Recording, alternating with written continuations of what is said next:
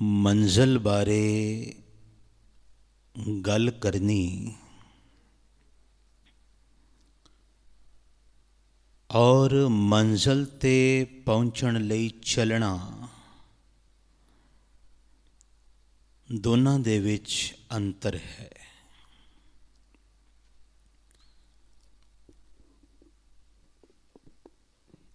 मनुख चल पिया है, जितना चल रहा है मंजिल उतनी नेड़े आ रही है। ਜਾਂ इंज आख दियां कि ये मंजिल दे उतना नज़दीक पहुँच रहा है। हले चल नहीं रहा, सिर्फ गल कर रहा है, जिक्र कर रहा है और बहुत समय तो गल ही करी जा रहा है, लेकिन गल चल विच नहीं बदलिया।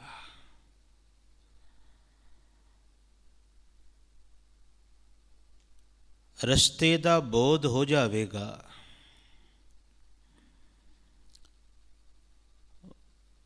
मंजिल दे बारे समझ आ जाएगी, ओदी दिशा पता लग जाएगी, ओदी दूरी दा ज्ञान हो जाएगा, पर मंजिल दी प्राप्ति नहीं होवेगी जब तक गल करन वाला चलेगा नहीं। धर्म ग्रंथां दा जो उपदेश है वो सानू रब दी गल दसदा है। आवो संत प्यारे हो, अकथ की करह कहानी, करह कहानी अकथ केरी, कित द्वारे पाइए। गल ते प्राप्ति दी है। प्राप्ति दे लई गल करनी बड़ी ज़रूरी है, पर गल और प्राप्ति दे दरमियान चल है, चलना है, उद्यम है।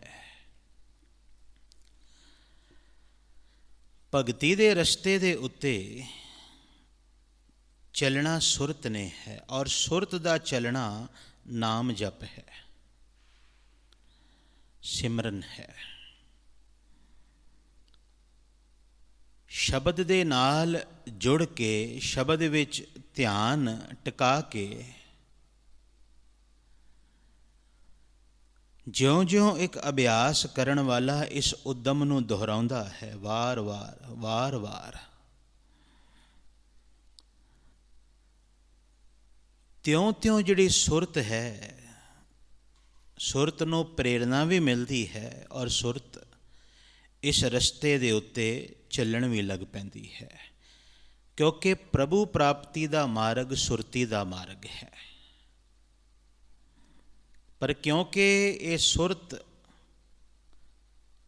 इस शरीर नाल जुड़ी हुई है, कबीर मानस जन्म दुलंभ है, इस मानस जन्म नाल इस सुरत जुड़ी हुई है, इस करके इस देही दा महत्व भी वध जाता है। इन समझिया जा सकता है कि साडे कोल भावें कितनियां कीमती गड्डियां क्यों ना होण, पर पानी दे उत्ते ते केवल कश्ती ही चल सकती है।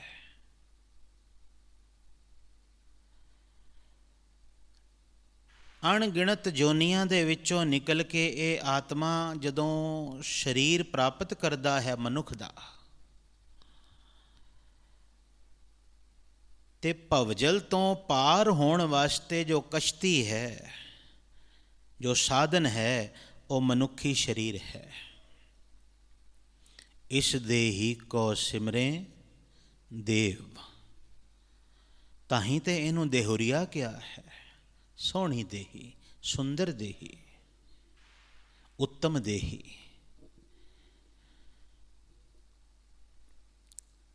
फिर इस उत्तम देही दे नाल साधन भी बहुत उत्तम आए हैं, अखां आईयां हैं। और याद रखना, अखां दे नाल ਸੁਰਤ ਆਈ ਹੈ, ਕੌਨਸ਼ੀਅਸ ਆਈ ਹੈ, ਸਮਝ ਆਈ ਹੈ। ਪਸ਼ੂ ਕੋਲ ਵੀ ਅੱਖਾਂ ਹਨ, ਪਰ ਉਹਦੀ ਦ੍ਰਿਸ਼ਟੀ ਉਹ ਨਹੀਂ ਜੋ ਦ੍ਰਿਸ਼ਟੀ ਮਨੁੱਖ ਦੀ ਹੈ। ਕੰਨ ਆਏ ਹਨ, ਪਸ਼ੂ ਕੋਲ ਵੀ ਕੰਨ ਹਨ, ਪਰ ਕੰਨਾਂ ਦੀ ਸਰੋਤ ਸ਼ਕਤੀ ਉਹ ਨਹੀਂ, ਸਮਝ ਉਹ ਨਹੀਂ ਜੋ ਮਨੁੱਖ ਦੇ ਕੋਲ ਹੈ। ਮੈਂ ਪੰਕਤੀ ਦੁਹਰਾਵਾਂ, ਪਸ਼ੂਆ ਮਨੁੱਖ ਦੇਹ ਅੰਤਰ ਅੰਤਰ ਇਹ ਹੈ ਸ਼ਬਦ ਸੁਰਤ ਕੋ ਵਿਵੇਕ ਅਵਿਵੇਕ ਹੈ।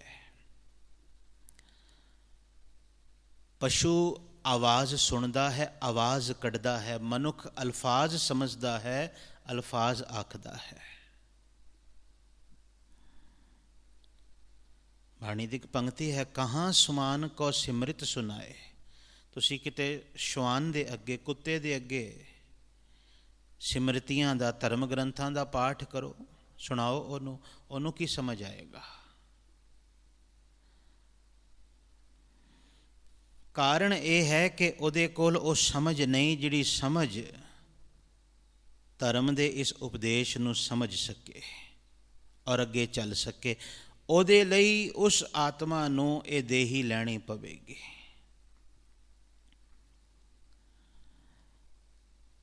ਤੇ ਹਰ ਮਨੁੱਖ ਨੂੰ ਇਹ ਗੱਲ ਸਮਝਣੀ ਅਤ ਜ਼ਰੂਰੀ ਹੈ ਕਿ ਜੋ ਮੈਨੂੰ ਦੇਹੀ ਮਿਲੀ ਹੈ, ਅਸਲ ਵਿੱਚ ਦੇਹੀ ਵੀ ਅਸੀਂ ਭੋਗ ਰਹੇ ਹਾਂ।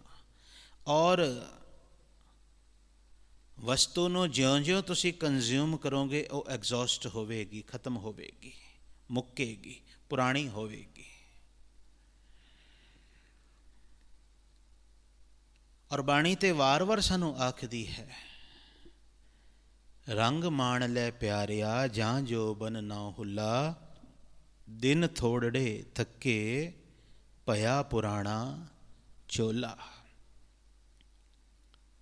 ਦਿਨ ਤੇ ਪਹਿਰ ਪਹਿਰ ਤੇ ਕਰੀਆਂ ਆਵ ਘਟੈ, ਅੱਗੇ ਕਹਿਣਗੇ ਤਨ ਛਿਜੈ, ਛਿਜ ਰਿਹਾ ਹੈ, ਪੁਰਾਣਾ ਹੋ ਰਿਹਾ ਹੈ। ਇੱਕ ਦਿਨ ਮੁੱਕ ਵੀ ਜਾਏਗਾ। ਆਪਣੇ ਮੁਕਾਓ ਵੱਲ, ਆਪਣੇ ਅੰਤ ਵੱਲ ਤਨ ਜਾ ਰਿਹਾ ਹੈ। ਇਸ ਲਈ ਦੋ ਚੀਜ਼ਾਂ ਸਮਝ ਲੈਣਾ, ਇੱਕ ਤੇ ਹਰ ਮਿਲਿਆ ਹੋਇਆ ਦਿਨ ਬੜਾ ਕੀਮਤੀ ਹੈ, ਹਰ ਮਿਲਿਆ ਹੋਇਆ ਦਿਨ।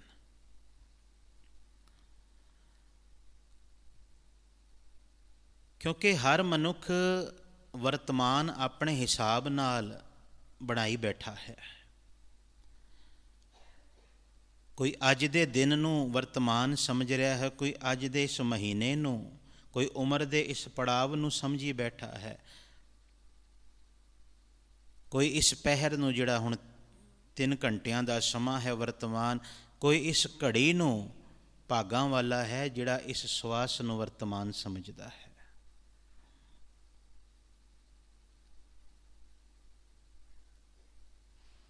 ਤੇ ਉਹ ਮਨੁੱਖ ਜਾਣਦਾ ਹੈ ਕਿ ਹਰ ਸਵਾਸ ਦੀ ਅਹਿਮੀਅਤ ਕੀ ਹੈ,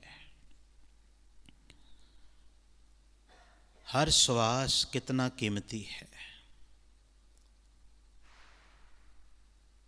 ਭਗਤ ਕਬੀਰ ਜੀ ਨੇ ਸਮਝਾਇਆ ਹੈ ਅੱਜ ਦੇ ਪਾਵਨ ਮੁਖਵਾਕ ਦੇ ਵਿੱਚ, ਜਿੱਥੋਂ ਸਤਿਗੁਰੂ ਨੇ ਅੱਜ ਵਿਚਾਰ ਆਰੰਭ ਕਰਾਈ ਹੈ ਕਿ ਮੰਜ਼ਲ ਦੀ ਗੱਲ ਤੇ ਮੰਜ਼ਲ ਵੱਲ ਚੱਲ, ਇਹਨਾਂ ਦੋਨਾਂ ਵਿੱਚ ਫਰਕ ਹੈ। ਬੰਦਾ ਬੈਠ ਕੇ ਮੰਜ਼ਿਲ ਦੀ ਗੱਲ ਕਰੀ ਜਾਏ, ਗੱਲ ਕਰਨ ਨਾਲ ਉਹਨੂੰ ਗਿਆਨ ਹੋਏਗਾ, ਸੋਝੀ ਹੋਏਗੀ, ਉਹਦੀ ਸਮਝ ਵੱਡੀ ਹੋ ਜਾਏਗੀ।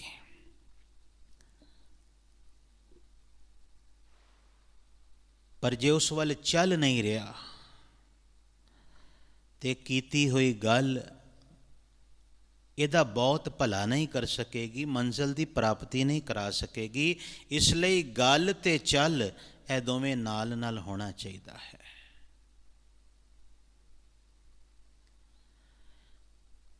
ਭਗਤਾਂ ਕੋਲ ਇੱਕ ਜੁਗਤੀ ਹੁੰਦੀ ਹੈ, ਇਸ ਨੁਕਤੇ ਨੂੰ ਬੜੇ ਧਿਆਨ ਨਾਲ ਦ੍ਰਿੜ ਕਰ ਲੈਣਾ ਸੁਣ ਕੇ। ਭਗਤ ਭਗਤੀ ਮਾਰਗ ਦੇ ਉੱਤੇ ਗੱਲ ਕਰਨ ਵਾਸਤੇ ਰੁਕਦਾ ਨਹੀਂ, ਉਹ ਚਲਦੇ ਚਲਦੇ ਗੱਲ ਕਰਦਾ ਹੈ। ਤੁਹਾਨੂੰ ਨੁਕਤਾ ਜ਼ਰੂਰ ਸਮਝ ਆਇਆ ਹੋਵੇਗਾ। ਅਗਰ ਉਹ ਕਿਸੇ ਦੇ ਕੋਲੋਂ ਕੁਝ ਸੁਣ ਰਿਹਾ ਹੈ ਉਪਦੇਸ਼, ਜਾਂ ਕਿਸੇ ਨੂੰ ਕੁਝ ਸੁਣਾ ਰਿਹਾ ਹੈ, ਤੇ ਉੱਪਰੋਂ ਤੁਹਾਨੂੰ ਇੱਕ ਕਿਰਿਆ ਉਹਦੀ ਸਰੀਰਕ ਭਾਵੇਂ ਨਜ਼ਰ ਆ ਰਹੀ ਹੈ, ਪਰ ਉਹਦੀ ਸੁਰਤ ਚੱਲ ਰਹੀ ਹੋਏਗੀ ਹਰ ਸਮੇਂ। ਇਹਨੂੰ ਕਹਿੰਦੇ ਹਾਥ ਪਾਉ ਕਰ ਕਾਮ ਸਭ ਚੀਤ ਨਿਰੰਜਨ ਨਾਲ। ਭਗਤ ਕਬੀਰ ਅਗਰ ਕੱਪੜੇ ਬਣਾਉਂਦਾ ਹੈ, ਕੱਪੜੇ ਬੁਣਦਾ ਹੈ, ਬੁਨਕਰ ਸਨ, ਜੁਲਾਹਾ ਜਿਹਨੂੰ ਕਹਿੰਦੇ ਹਨ। ਕਰਗਾ ਤੁਸੀਂ ਜਾਣਦੇ ਹੋ, ਹੱਥ ਕਰਗਾ ਜਿਹਨੂੰ ਹੈਂਡਲੂਮ ਕਹਿੰਦੇ ਹਾਂ। ਹੱਥ ਕਰਗਾ ਚਲਾਇਆ ਕਰਦੇ ਸਨ ਭਗਤ ਕਬੀਰ ਜੀ ਬਨਾਰਸ ਦੇ ਵਿੱਚ, ਜਿਹਨੂੰ ਵਾਰਾਣਸੀ, ਕਾਸ਼ੀ ਇਹਨਾਂ ਨਾਵਾਂ ਨਾਲ ਜਾਣਿਆ ਜਾਂਦਾ ਹੈ। ਪੁਰਾਤਨ ਨਾਮ ਬਨਾਰਸ ਹੈ ਇਹਦਾ।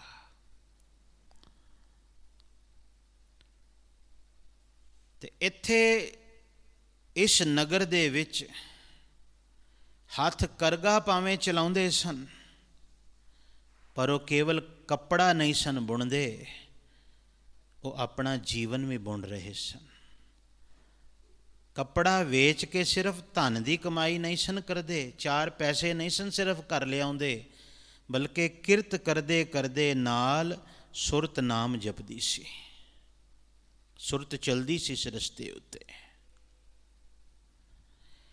ਇਸ ਕਰਕੇ ਜਿੱਥੇ ਕੱਪੜਾ ਵੇਚ ਕੇ, ਪਹਿਲੇ ਬਣਾਉਣਾ ਕੱਪੜਾ ਫਿਰ ਵੇਚਣਾ, ਸਭ ਤੋਂ ਪਹਿਲੇ ਸੂਤ ਲਿਆਉਣਾ, ਫਿਰ ਉਹਦਾ ਕੱਪੜਾ ਬਣਾਉਣਾ, ਫਿਰ ਕੱਪੜੇ ਨੂੰ ਵੇਚਣਾ, ਇਹ ਤਿੰਨ ਕਿਰਿਆਵਾਂ ਸਨ ਭਗਤ ਕਬੀਰ ਜੀ ਦੀਆਂ। ਤੇ ਫਿਰ ਕੁਝ ਦਮੜੇ ਆਉਂਦੇ ਸਨ, ਉਹਨਾਂ ਦਮੜਿਆਂ ਦੇ ਨਾਲ ਆਪਣੀ ਗ੍ਰਸਤੀ, ਆਪਣੀ ਉਪਜੀਵਕਾ, ਆਪਣਾ ਪਰਿਵਾਰ ਚਲਾਉਂਦੇ ਸਨ। ਔਰ ਵਿੱਤ ਉਹਨਾਂ ਦਾ ਸਾਨੂੰ ਇਸੇ ਤੋਂ ਹੀ ਪਤਾ ਲੱਗ ਜਾਂਦਾ ਹੈ। ਦੋਏ ਸ਼ੇਰ ਮੰਗੋ ਚੂਨਾ, ਪਾਓ ਘਿਓ ਸੰਗ ਲੂਨਾ, ਅਧ ਸ਼ੇਰ ਮੰਗੋ ਦਾਲੇ ਮੋਕੋ, ਦੋਨੋਂ ਵਕਤ ਜੀ ਵਾਲੇ।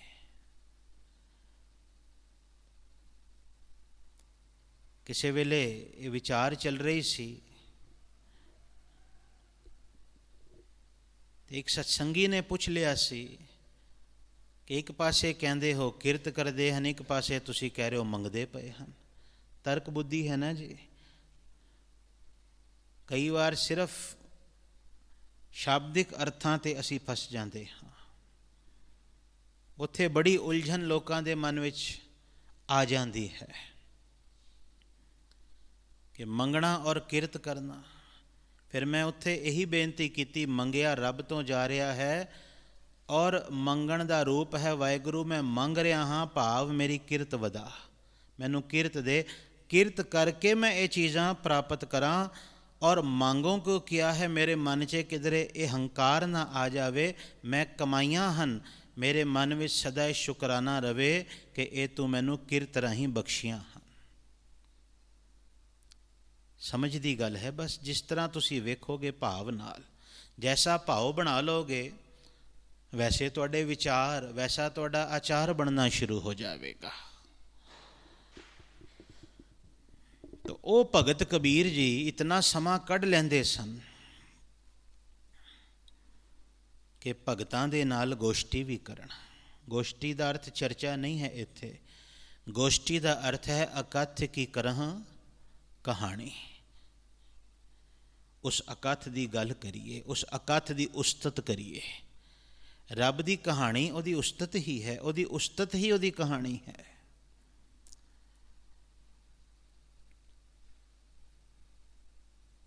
ਫਿਰ ਭਗਤ ਕਬੀਰ ਜੀ ਅੱਜ ਇਤਨੇ ਸਿੱਧੇ ਸ਼ਬਦ ਸੰਬੋਧਨ ਕਰਕੇ ਮਨੁੱਖ ਮਾਤਰ ਨੂੰ ਕਹਿ ਰਹੇ ਹਨ, ਹਰ ਕਾ ਨਾਮ ਨਾ ਜਪਸ ਗਵਾਰਾ। ਬੋਲੋ, ਹਰ ਕਾ ਨਾਮ ਨਾ ਜਪਸ ਗਵਾਰਾ, ਕਿਆ ਸੋਚੇ ਬਾਰੰਬਾਰਾ। ਹੇ ਗਵਾਰ, ਗਵਾਰ ਕਹਿੰਦੇ ਹਨ, ਵੈਸੇ ਅਨਪੜ੍ਹ ਨੂੰ ਕਹਿੰਦੇ ਹਨ, ਪਰ ਧਰਮ ਦੀ ਦੁਨੀਆ ਵਿੱਚ ਗਵਾਰ ਦਾ ਅਰਥ ਹੈ ਮੂਰਖ। ਜੋ ਰੱਬ ਰੱਬ ਨਹੀਂ ਪੜ੍ਹਦਾ, ਜੋ ਰੱਬ ਰੱਬ ਨਹੀਂ ਕਰਦਾ, ਉਹ ਗਵਾਰ ਹੈ ਅਸਲ ਵਿੱਚ। ਇੱਥੇ ਅਨਪੜ੍ਹ ਨੂੰ ਗਵਾਰ ਨਹੀਂ ਕਿਹਾ ਗਿਆ। ਇੱਥੇ ਗਵਾਰਪਨ ਦੀ ਕਸਵੱਟੀ ਇਲਿਟਰੇਸੀ ਨਹੀਂ ਹੈ। ਇੱਥੇ ਗਵਾਰ ਦੀ ਕਸਵੱਟੀ ਹੈ ਜਿਹਦੇ ਕੋਲ ਸਿਮਰਨ ਨਹੀਂ, ਜਿਹਦੇ ਕੋਲ ਰਿਮੈਂਬਰੈਂਸ ਆਫ ਲਾਰਡ ਨਹੀਂ, ਜਿਹਦੇ ਕੋਲ ਰੱਬ ਦੀ ਯਾਦ ਨਹੀਂ, ਉਹ ਗਵਾਰ ਹੈ। ਫਿਰ ਇੱਕ ਚੀਜ਼ ਹੋਰ ਸਮਝ ਲੈਣਾ ਇੱਥੇ ਕਿ ਰੱਬ ਦੀ ਯਾਦ ਵਾਰ-ਵਾਰ, ਰੱਬ ਨੂੰ ਜਪਣਾ ਕਿਉਂ ਹੈ? ਕਿ ਉਹਦੀ ਯਾਦ ਆਉਣ ਲੱਗ ਪਵੇ, ਇਸ ਲਈ ਉਹਨੂੰ ਵਾਰ-ਵਾਰ ਜਪਣਾ ਹੈ। ਕਿ ਜਪਦੇ ਜਪਦੇ ਜਪਦੇ ਇੱਕ ਦਿਨ ਉਹਦੀ ਯਾਦ ਅੰਦਰ ਜੰਮ ਜਾਵੇ, ਅੰਦਰ ਬਣ ਜਾਵੇ, ਸਦੀਵੀ ਤੌਰ 'ਤੇ ਬਣ ਜਾਵੇ। ਇਹਨੂੰ ਮੈਂ ਇਸ ਤਰ੍ਹਾਂ ਸਮਝਿਆ ਸੀ ਕਿਸੇ ਵੇਲੇ, ਜਦ ਮੈਂ ਖੁਦ ਪੜ੍ਹਦਾ ਸਾਂ। ਜਿੱਥੇ ਵਿਦਿਆ ਪ੍ਰਾਪਤ ਕੀਤੀ ਤੇ ਉੱਥੇ ਇੱਕ ਨਿਯਮ ਸੀ ਕਿ ਇੱਕ ਸ਼ਬਦ ਰੋਜ਼ ਕੰਠ ਕਰਨਾ ਹੈ। ਉਹ ਆਪਣੀ ਮਰਜ਼ੀ ਨਾਲ ਚੁਣ ਲਓ ਤੁਸੀਂ। ਤੇ ਹੁਣ ਕੰਠ ਕਰਨ ਵਾਸਤੇ ਅਸੀਂ ਕੀ ਕਰਦੇ ਹਾਂ? ਉਸ ਸ਼ਬਦ ਨੂੰ ਵਾਰ-ਵਾਰ ਪੜ੍ਹਦੇ ਹਾਂ, ਜਿਹਨੂੰ ਕਹਿੰਦੇ ਨਾ ਰਟਦੇ ਹਾਂ। ਤੇ ਤੁਸੀਂ ਖੁਦ ਵੇਖਿਆ ਹੋਏਗਾ ਪੜ੍ਹਾਈ ਦੇ ਦੌਰਾਨ, ਜਦੋਂ ਤੁਸੀਂ ਵਿਦਿਆ ਪ੍ਰਾਪਤ ਕਰਦੇ ਸੋ, ਵਿਦਿਆਰਥੀ ਸੋ, ਪੜ੍ਹਾਈ ਦੀਆਂ ਜਿਹੜੀਆਂ ਗੱਲਾਂ ਤੁਹਾਨੂੰ ਅੱਜ ਯਾਦ ਹਨ, ਉਹਨਾਂ ਨੂੰ ਤੁਸੀਂ ਰਟ ਰਟ ਕੇ ਆਪਣੇ ਅੰਦਰ ਪਾਇਆ ਹੋਇਆ ਹੈ। ਅਗਰ ਟੇਬਲਸ ਯਾਦ ਹਨ ਤੁਹਾਨੂੰ, ਹੁਣੇ ਤੁਹਾਨੂੰ ਟੇਬਲ ਕੋਈ ਯਾਦ ਆ ਜਾਵੇ ਤੇ ਉਹ ਅੰਦਰ ਤੁਹਾਡੇ ਵਸ ਗਿਆ ਹੈ, ਪਰ ਉਹਨੂੰ ਤੁਸੀਂ ਅੰਦਰ ਪਾਇਆ ਸੀ। ABCD ਅੰਦਰ ਪਾਈ ਸੀ। ਅੱਜ ਤੁਹਾਨੂੰ ਕੋਈ ਕਿਤਾਬ ਪੜ੍ਹਨੀ ਹੋਵੇ, ਤੁਹਾਨੂੰ ਕਾਇਦਾ ਚੁੱਕਣ ਦੀ ਲੋੜ ਥੋੜ੍ਹੀ ਹੈ। ਤੁਸੀਂ ਸਿੱਧਾ ਪੜ੍ਹੋਗੇ, ਨਾ ਕੇਵਲ ਪੜ੍ਹੋਗੇ ਬਲਕਿ ਸਮਝੋਗੇ ਸਾਰੀ ਗੱਲ। ਪਰ ਇੱਕ ਦਿਨ ਐਸਾ ਸੀ ਜਦੋਂ ਉਹੀ ਕਿਤਾਬ, ਅੱਖਰ ਇੱਕ ਵੀ ਸਮਝ ਨਹੀਂ ਆਉਂਦਾ। ਤੁਸੀਂ 2-2.5 ਸਾਲ ਦੇ ਬੱਚੇ ਨੂੰ ਕਿਤਾਬ ਫੜਾ ਦਿਓ, ਸਿਰਫ ਚਿੱਤਰ ਵੇਖੇਗਾ, ਰੰਗ ਵੇਖੇਗਾ, ਆਕ੍ਰਿਤੀਆਂ ਵੇਖੇਗਾ, ਉਹਨੂੰ ਅੱਖਰਾਂ ਦੀ ਕੋਈ ਸੋਝੀ ਨਹੀਂ। ਪਰ ਜੇ ਉਹਨੂੰ 2-4-5 ਸਾਲ ਲਗਾਤਾਰ ਤੁਸੀਂ ਸਿੱਖਿਆ ਦਿਓ, ਇੱਕ ਸਮਾਂ ਆ ਜਾਏਗਾ ਉਹੀ ਕਿਤਾਬ ਪੜ੍ਹ ਕੇ ਉਹ ਸਮਝੇਗਾ ਸਭ ਕੁਝ। ਤੇ ਫਿਰ ਜੋ ਉੱਥੇ ਲਿਖਿਆ ਹੈ ਉਹ ਉਹਦੇ ਜੀਵਨ ਦਾ ਇੱਕ ਅੰਗ ਬਣ ਜਾਵੇਗਾ। ਇਹੀ ਚੀਜ਼ ਨਾਮ ਜਪ ਦੇ ਨਾਲ ਹੈ। ਭਗਤ ਜੀ ਕਹਿੰਦੇ, ਵਾਰ-ਵਾਰ ਤੂੰ ਰੱਬ ਦਾ ਨਾਮ ਲੈਣ ਵਿੱਚ ਹਿਚਕ ਨਾ। ਸਵਾਲ ਚੁੱਕੇ ਜਾਂਦੇ ਨੇ, ਵਾਹਿਗੁਰੂ ਵਾਹਿਗੁਰੂ ਵਾਹਿਗੁਰੂ ਕਿਉਂ ਕਰ ਰਹੇ ਹੋ? ਭਗਤ ਕਬੀਰ ਜੀ ਦਾ ਹੀ ਸ਼ਬਦ ਹੈ, ਕਬੀਰ ਕੇਸੋ ਕੇਸੋ ਕੂਕੀਐ ਨਾ ਸੋਈਐ ਆਸਾਰ। ਕੂਕੀ ਜਾਓ, ਕੂਕੀ ਜਾਓ, ਕੂਕੀ ਜਾਓ, ਆਵਾਜ਼ਾਂ ਦੇਈ ਜਾਓ ਉਹਨੂੰ ਦਿਨ ਰਾਤ। दिन रात कूकोगे, रात दिनस के कूकने कबहू के सुने पुकार। दिवस रात ਉਹਨੂੰ ਗਾਈ ਜਾਓ, ਗਾਈ ਜਾਓ, ਗਾਈ ਜਾਓ, ਇੱਕ ਦਿਨ ਤੁਹਾਡੀ ਪੁਕਾਰ ਸੁਣੀ ਜਾਏਗੀ। ਇਸ ਲਈ ਉਹਨੂੰ ਪੁਕਾਰਨਾ ਹੈ ਵਾਰ-ਵਾਰ। ਉਸ ਪੁਕਾਰ ਦਾ ਜਿਹੜਾ ਰੂਪ ਅੱਜ ਦੇ ਮੁੱਖ ਵਾਕ 'ਚ ਵਰਤਿਆ ਹੈ ਉਹ ਹੈ ਜਪਸ, ਜਪਣਾ, ਸਿਮਰਨਾ। ਸਿਮਰਨਾ ਕਿਉਂ ਹੈ? ਤਾਂ ਕਿ ਸਿਮਰਦੇ ਸਿਮਰਦੇ ਸਿਮਰਦੇ ਇੱਕ ਦਿਨ ਸਮ੍ਰਿਤੀ ਵਿੱਚ ਉਹ ਵਸ ਜਾਏ, ਸਮ੍ਰਿਤੀ ਦਾ ਅੰਗ ਬਣ ਜਾਏ। ਅੱਜ ਜਿਤਨਾ ਤੁਹਾਨੂੰ ਬੋਧ ਹੈ, ਜਿਤਨੀ ਤੁਹਾਨੂੰ ਸਮਝ ਹੈ, ਯਾਦ ਰੱਖਣਾ ਇਸ ਸਮਝ ਦਾ ਬਹੁਤ ਸਾਰਾ ਹਿੱਸਾ ਅਸੀਂ ਬਾਹਰੋਂ ਆਪਣੇ ਅੰਦਰ ਪਾਇਆ ਹੈ। ਫਿਰ ਬਾਹਰੋਂ ਆਈ ਉਹ ਸਮਝ ਨਾਲ ਅੰਦਰ ਦੀ ਸਮਝ ਜਦੋਂ ਜੁੜਦੀ ਹੈ, ਫਿਰ ਸਮਝ ਦਾ ਇੱਕ ਨਇਆ ਆਯਾਮ ਸਾਨੂੰ ਮਿਲਦਾ ਹੈ, ਇੱਕ ਨਵੀਂ ਡਾਇਮੈਂਸ਼ਨ ਸਾਨੂੰ ਮਿਲਦੀ ਹੈ।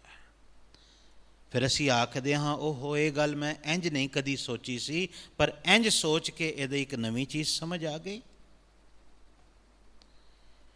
ਸੱਚ ਜਾਣਨਾ, ਧਰਮ ਗ੍ਰੰਥ ਇਸ ਕਰਕੇ ਬਣੇ ਹੋਏ ਹਨ।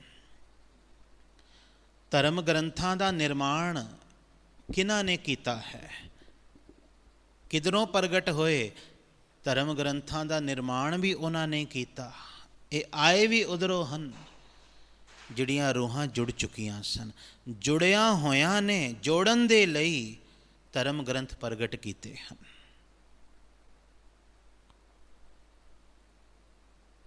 ਸਮਾਂ ਬੀਤਿਆ, ਧਰਮ ਗ੍ਰੰਥਾਂ ਦੀ ਵਰਤੋਂ ਹੋਣ ਲੱਗ ਪਈ। ਲੋੜ ਇਸ ਗੱਲ ਦੀ ਸੀ, ਜਿਸ ਮਨੋਰਥ ਨਾਲ ਧਰਮ ਗ੍ਰੰਥ ਪ੍ਰਗਟ ਹੋਏ ਸਨ, ਕਿ ਜੋੜਨ ਵਾਲਿਆਂ ਦੇ ਮਨ ਵਿੱਚ ਇਹ ਪ੍ਰੇਮ ਸੀ, ਇਹ ਸਨੇਹ ਸੀ, ਜੁੜੇ ਹੋਇਆਂ ਦੇ ਮਨ ਵਿੱਚ, ਕਿ ਜਿਵੇਂ ਅਸੀਂ ਜੁੜੇ ਹਾਂ ਉਵੇਂ ਬਾਕੀ ਵੀ ਜੁੜਨ।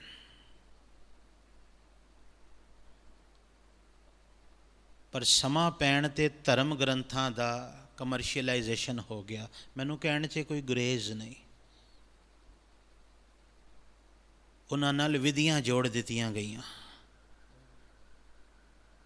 ਇਹ ਵਾਲਾ ਪਾਠ ਇਤਨੀ ਵਾਰ ਕਰਾਓ, ਇਸ ਤਰੀਕੇ ਦਾ ਕਰਾਓ, ਇੰਜ ਕਰਾਓ, ਇਤਨੇ ਦਿਨ ਕਰਾਓ। ਵਿਧੀਆਂ ਜੋੜ ਦਿੱਤੀਆਂ ਗਈਆਂ।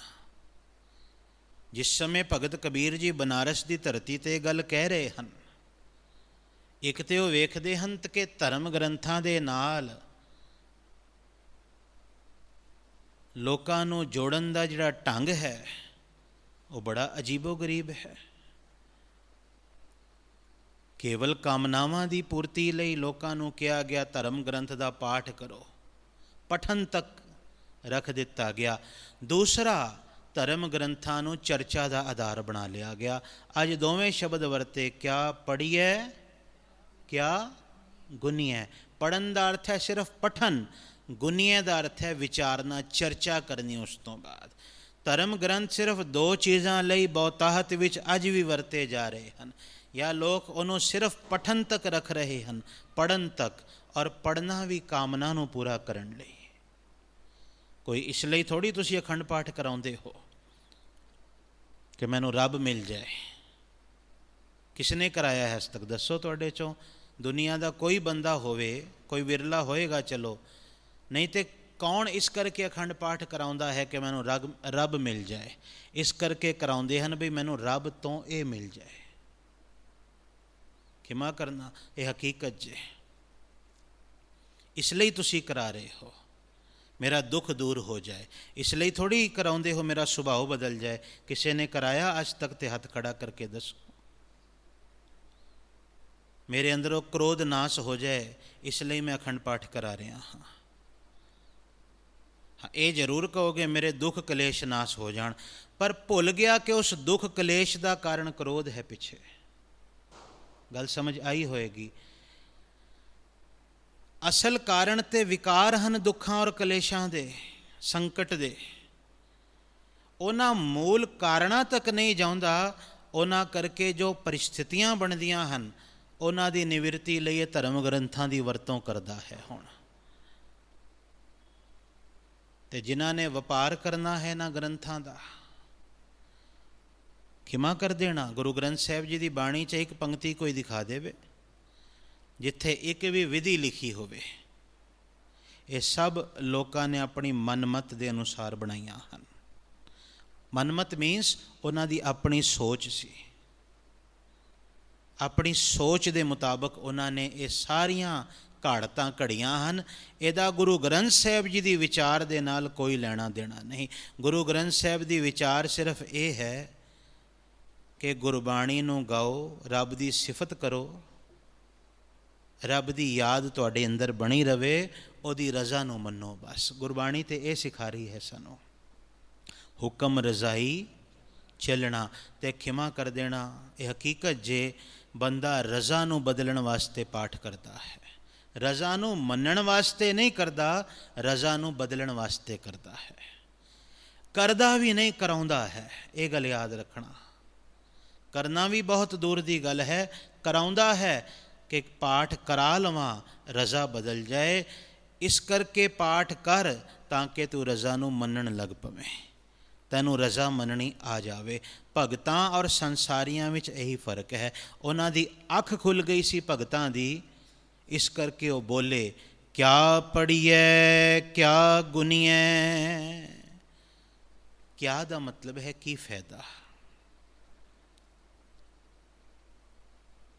ਰੱਬ ਦੇ ਨਾਮ ਨੂੰ ਜਪਣ ਤੋਂ ਬਿਨਾਂ ਸਿਰਫ ਪੜ੍ਹਨ ਔਰ ਸੁਣਨ ਦਾ, ਪੜ੍ਹਨ ਔਰ ਵਿਚਾਰਨ ਦਾ ਕੀ ਫਾਇਦਾ। ਗੁਨੀਏ ਮੀਨਸ ਵਿਚਾਰਨਾ। ਕਿਆ ਵੇਦ ਪੁਰਾਨਾ ਸੁਣੀਐ, ਵੇਦਾਂ ਔਰ ਪੁਰਾਣਾਂ ਨੂੰ ਸਿਰਫ ਸੁਣਨ ਦਾ ਕੀ ਫਾਇਦਾ ਜੇ ਇਹਨਾਂ ਦੇ ਸੁਣਨ ਦੇ ਨਾਲ ਤੇਰੇ ਅੰਦਰ ਨਾਮ ਨੂੰ ਜਪਣ ਦੀ ਪ੍ਰੇਰਨਾ ਨਹੀਂ ਆ ਰਹੀ। ਇੱਕ ਪਹਿਰ ਤੂੰ ਬੈਠ ਕੇ ਸੁਣਿਆ, ਅੱਧਾ ਪਹਿਰ ਤੂੰ ਬੈਠ ਕੇ ਧਰਮ ਗ੍ਰੰਥ ਦਾ ਪਾਠ ਸੁਣਿਆ, ਪਰ ਨਾਮ ਜਪਤੇ ਤੂੰ ਫਿਰ ਵੀ ਨਹੀਂ ਕੀਤਾ। ਸਮਝੋ ਅਸੀਂ ਖਲੋਤੇ ਕਿੱਥੇ ਹੋਏ ਹਾਂ। ਨਾਮ ਜਪ ਕਿਉਂ ਜ਼ਰੂਰੀ ਹੈ? ਅੱਜ ਸਵਾਲ ਪਾ ਰਹੇ ਹਨ, ਪੜ੍ਹੇ ਸੁਨੇ ਕਿਆ ਹੋਈ। ਸਿਰਫ ਪੜ੍ਹਨ ਔਰ ਸੁਣਨ ਨਾਲ ਕੀ ਹੋਏਗਾ? ਕੀ ਬਦਲੇਗਾ ਸਿਰਫ ਪੜ੍ਹਨ ਸੁਣਨ ਨਾਲ? ਹਾਂ, ਬਦਲਾਵ ਆਏਗਾ। ਮਨੁੱਖ ਨੂੰ ਵਡਿਆਈ ਮਿਲ ਜਾਏਗੀ ਬਈ ਇਹਨੇ ਇਤਨੀ ਵਾਰ ਇਸ ਗ੍ਰੰਥ ਨੂੰ ਪੜ੍ਹ ਲਿਆ, ਇਤਨੀ ਵਾਰ ਇਸਨੇ ਇਸ ਪਾਠ ਨੂੰ ਪੜ੍ਹ ਲਿਆ। ਫਿਰ ਤੇ ਹੁਣ ਬੰਦੇ ਨੇ ਲਿਖਣਾ ਵੀ ਸ਼ੁਰੂ ਕਰ ਦਿੱਤਾ ਹੈ। ਐਸੇ ਮੈਂ ਬਹੁਤ ਸਾਰੇ ਲੋਕਾਂ ਨੂੰ ਨਿੱਜੀ ਤੌਰ 'ਤੇ ਜਾਣਦਾ ਹਾਂ ਜਿਨ੍ਹਾਂ ਨੇ ਪੂਰੀਆਂ ਕਾਪੀਆਂ ਬਣਾਈਆਂ ਹੋਈਆਂ ਹਨ। ਅੱਜ ਇਤਨੇ ਪਾਠ, ਅੱਜ ਇਤਨੇ, ਫਿਰ ਪੂਰਾ ਮਹੀਨੇ ਬਾਅਦ ਹਿਸਾਬ ਕਰਦੇ ਹਨ, ਫਿਰ ਉਹਦੀ ਅਰਦਾਸ ਕਰਾਉਂਦੇ ਹਨ। ਔਰ ਇਹ ਬੋਲ ਗੁਰੂ ਗ੍ਰੰਥ ਸਾਹਿਬ ਜੀ ਦੇ ਸਾਹਮਣੇ ਹਨ। ਪੜ੍ਹੇ ਸੁਨੇ ਕਿੱਥੇ ਜੀ ਰਹੇ ਹਾਂ ਅਸੀਂ? ਜਾਣ ਬੁੱਝ ਕੇ, ਜਾਣ ਬੁੱਝ ਕੇ ਦਾ ਮਤਲਬ ਹੈ ਜਾਣ ਕੇ ਔਰ ਸਮਝ ਕੇ। ਬੁੱਝ ਦਾ ਅਰਥ ਹੈ ਸਮਝ। ਜਾਣਦੇ ਹੋਏ, ਸਮਝਦੇ ਹੋਏ ਵੀ ਅਸੀਂ ਅੱਖਾਂ ਬੰਦ ਕੀਤੀ ਬੈਠੇ ਹੋਏ ਹਾਂ। ਬੰਦਾ ਆਖਦਾ ਸਾਨੂੰ ਕੀ ਲੈਣਾ ਦੇਣਾ। ਬਿਲਕੁਲ ਸਾਡੇ ਨਾਲ ਸਿੱਧਾ ਸੰਬੰਧ ਹੈ, ਕਿਉਂਕਿ ਅਸੀਂ ਗੁਰੂ ਕੇ ਸਿੱਖ ਹੁੰਦੇ ਹਾਂ। ਔਰ ਜਿਸ ਵਿਅਕਤੀ ਨੇ, ਯਾਦ ਰੱਖਣਾ ਇਸ ਚੀਜ਼ ਬਾਰੇ, ਆਵਾਜ਼ ਚੁੱਕੀ ਹੈ, ਦੁਨੀਆ ਨੇ ਉਹਦਾ ਹਾਲ ਬੜਾ ਬੁਰਾ ਕੀਤਾ ਹੈ। ਇਹ ਗੱਲ ਵੀ ਨਾਲ ਸਮਝ ਲੈਣਾ। ਕਾਰਨ ਕਿ ਉਹ ਕਾਮਨਾਵਾਨਾਂ ਦੀ ਗਿਣਤੀ ਸਦਾ ਤੋਂ ਬਹੁਤ ਵੱਧ ਰਹੀ ਹੈ, ਜਾਗਰਤ ਲੋਕਾਂ ਦੀ ਗਿਣਤੀ ਸਦਾ ਘਟ ਰਹੀ ਹੈ। ਔਰ ਭੀੜ ਦੇ ਸਾਹਮਣੇ ਤੇ ਭਾਵੇਂ ਕਿਤਨਾ ਵੱਡਾ ਵੀ ਕੋਈ ਕਮਾਈ ਵਾਲਾ ਕਿਉਂ ਨਾ ਹੋਵੇ, ਭੀੜ ਕਿਸੇ ਨੂੰ ਨਹੀਂ ਬਖਸ਼ਦੀ ਕਦੀ। ਔਰ ਭੀੜ ਵੀ ਅਗਰ ਅਗਿਆਨੀਆਂ ਦੀ ਔਰ ਮੂਰਖਾਂ ਦੀ ਹੋਵੇ। ਇਹ ਸ਼ਬਦਾਂ ਵੱਲ ਨਾ ਜਾਣਾ, ਸਿਰਫ ਭਾਵਾਂ ਵੱਲ ਜਾਣਾ। ਭਗਤ ਕਬੀਰ ਜੀ, ਉਹਨਾਂ ਦੀ ਬਾਣੀ ਪੜ੍ਹ ਕੇ ਵੇਖੋ ਤੁਸੀਂ। ਇੱਕ ਦਿਨ ਬਨਾਰਸ ਵਿੱਚ ਮੰਦਰ ਤੋਂ ਅੱਗੋਂ ਨਿਕਲ ਰਹੇ ਸਨ। ਅੱਜ ਉਹਨਾਂ ਦੇ ਜੀਵਨ 'ਚੋਂ ਯਤਨ ਕਰਾਂਗਾ, ਕੁਛ ਬੇਨਤੀਆਂ ਕਰਾਂ। ਤੇ ਅੰਦਰੋਂ ਆਵਾਜ਼ ਆ ਰਹੀ ਸੀ, ਨੰਦ ਕੋ ਨੰਦਨ, ਨੰਦ ਕੋ ਨੰਦਨ, ਨੰਦ ਕੋ ਨੰਦਨ। ਸਵਾਲ ਚੁੱਕ ਲਿਆ, 184 ਜੀ ਜੋਨ ਮੈਂ ਪ੍ਰਮਤ ਨੰਦ ਬੋ ਥਾਕੋ ਰੇ। ਭਗਤ हेत अवतार लियो है, भाग बड़ो बपुराको रे।